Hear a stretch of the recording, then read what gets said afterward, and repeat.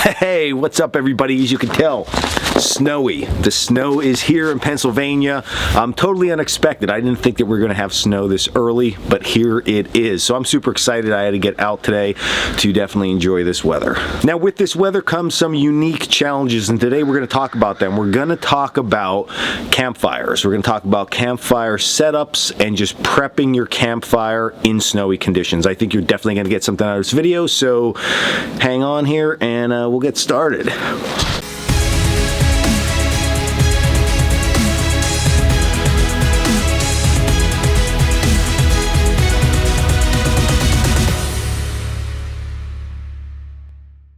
So when it comes to building a campfire in the snow, it parallels exactly what we train for lighting fires in wet weather. Snow is just a different way of the ground and everything out here being wet for us. So we really just want to approach that the same way. So the first thing when gathering the wood to make the campfire itself, we want to of course stay off the ground. We don't want to be digging down underneath the snow to try to gather sticks.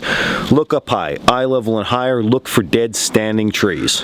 Now the problem with cold weather though is if you see a tree and you grab the branch and you break it, okay, it's going to be hard to tell if this is dry wood or if this is frozen green wood. So learning how to distinguish this is going to take just a little bit of time in the field and a little bit of practice. Of course, summer, winter, fall, any time of the year we want to be breaking branches off of trees closest to the trunk, because if it's dead here, the rest of the branch is dead. So we come into this section somewhere and we give it a snap. Now what you're going to notice is that this is still hanging on here. So the same principles apply. This is hanging on. That means that this wood is still green, okay? It feels like it's dead and it's cracking nice and has a good crack sound, but it's still hanging up. That means there's still moisture in there and that the branch is still alive. So you are going to have to play around with this. You really want a nice clean break on a piece of wood. Something more like that. You could hear that breaks. It sounds more hollow when I break that. So that's really what you're looking for. But again, that applies to every season when we're finding wood for our fire, at least to get it started. Now, just one more quick thing about wood. Once you get some larger pieces, you might start to realize the outside is a little bit damp, especially if it is dead wood.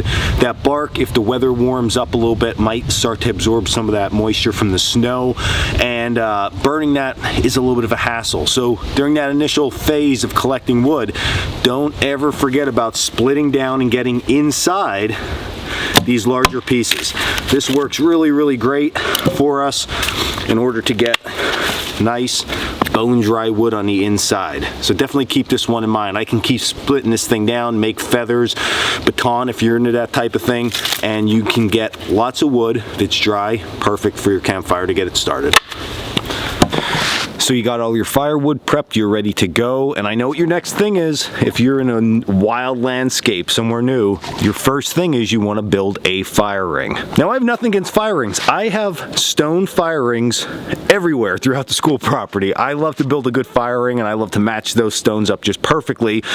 But in the winter time, finding stones of course difficult, and I have been at camps that people are digging around in the snow to get stones. So two things I want you to think about when it comes to that. Number one is this fire itself is probably not going to go anywhere unless it melts the surrounding snow and continues that process. So a lot of times we use fire rings to contain our fire. In a wintertime environment, a small fire for just boiling water or warming up for a little while and then moving on, it's sort of a waste of time and energy. So you can really skip that step if you want to. But if you do want a fire ring, there is a benefit to it, but you don't use stones. You don't, yes, that's right, you don't use stones. And this is actually a really cool trick. So what's really nice about this process is that you don't have to dig in the snow, and you can cut branches if you have a saw or chop them with your axe. If you also see some cut stockpiles like I had laying around here and they're wet like this and full of snow, that's fine. It's not going to hurt anything. And actually, this process feeds into the next little tip. So I'm going to grab a couple pieces of these woods, make my wooden fire ring, and then we'll talk about it from there. Now, of course, always, you're not going to build a fire right on the snow, so just clear a little area out and then make your pit that way.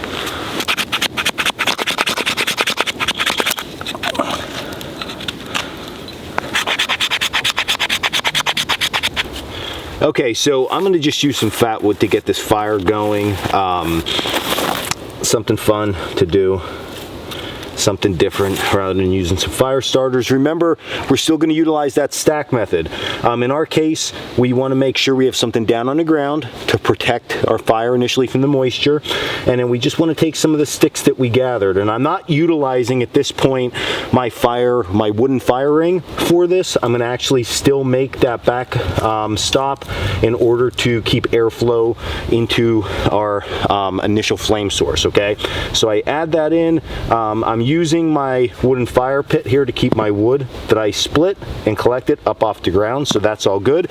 And then we're gonna light it up and build our fire. Then we'll talk about why this is awesome.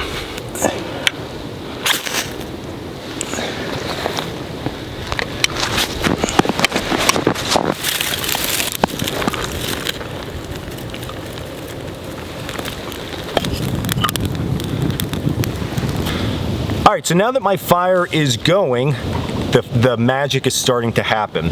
Our wooden fire ring, okay, is starting to dry out, and some of it is actually starting to burn, and that's what we want to happen. Now, with this process, as these pieces of wood that we initially put here as the fire ring dry out and start to burn, we just start to feed them into the fire itself, and then we take another log and we replace it for the fire ring itself. What that's going to do now with the new log is begin to give that a chance to dry out, turning it into good dry firewood for us. So this ever-evolving door just continues, giving us good dry wood. We don't have to deal with a lot of smoke this way because of the slow process of this drying out, and God, it works out so great. Now, another variation or even an addition to this style fire in the winter or in wet weather conditions is something that you might already do. I seen one of my past students, the Bushcraft Bandit, which he had an awesome camp set up the other day I saw online. He was doing this. I don't even think he realized that he was going through this process. Well, he did because he mentioned it, but this is a very easy process to do with drying wood out itself. Rather than throwing wet wood directly on your nice built up fire, just take that wet wood and start to just lay it around the edges, okay?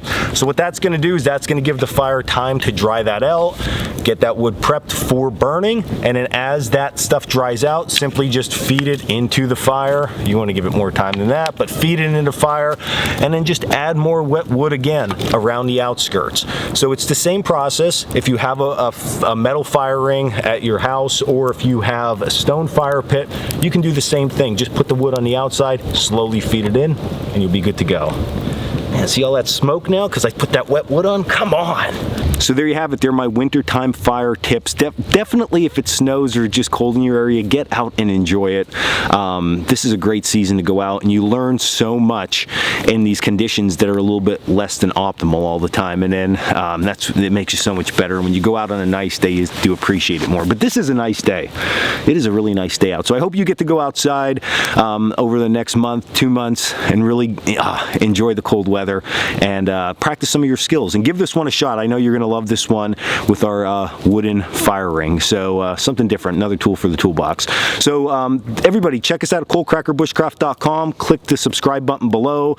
We have an Instagram page, Coalcracker Bushcraft. I have my personal page at Dan Wowak on Instagram, all that good stuff. And yeah, I think that's about it. So thanks for watching the video. Until the next video, stay in the woods, snowy woods.